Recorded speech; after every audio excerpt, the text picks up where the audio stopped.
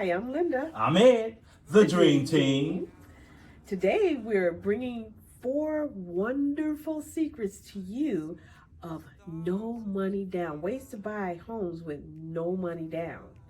So stay tuned to the end. That fourth one is a gem that many people don't even think about, but we want to share it with you today. But before we give it to you, you know what we want. Push that button. And ring that bell and subscribe so we can keep coming to you every week. The first one, assumption. Basically, you assume the seller's payments. Now, you must meet a credit and income qualification. Because the bank, is going to require that when you assume a mortgage. It's still with the bank. Right. But you don't have to have any money down to do that. So if their payment is $350 a month, guess what your payment will be? $350. See, so that's a wonderful way to get a home with no money down. If you have a seller that's wanting to, sometimes they just want to get out and they want to get to another home, so they want to get away from that payment. So that's one way. A second way to do that is rent with an option to buy. Well, if you have a seller that you're renting from and you already know and they know that eventually you want to buy this home, then let's say you've been renting that home for, let's say 12 months at $1,000 a month. Then that seller, if they're willing and you've agreed to this, they can take that $1,000 for those 12 months, which will be $12,000, and they can use it as your down payment. They can use it as equity. See, because now you want to exercise the option to buy that home. So that's one way to do that with no money down. Why would they do that?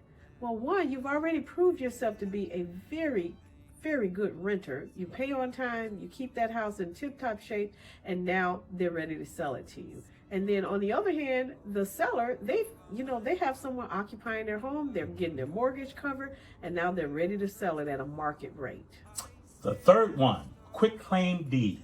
Basically, the seller just quick claimed the deed over to you. But now, when he quick claimed that deed over to you, all liens that's with that property goes with that. Mm-hmm. So be mindful of that as well. Yep. The fourth one, the little gem we talked about, is sweat equity. That's right, sweat equity. Let's say that you want to purchase a property, but the seller really doesn't have the money to put into fixing it up. They know they have repairs that need to be done, and you don't have money for a down payment. Well, you can trade. You have the skill to get that work done. You can do the work, and then the seller can credit that to you. Let's say, for example, you did $10,000 worth of work. Well, they can credit $10,000 to you as a down payment that will satisfy whatever loan requirement you may have.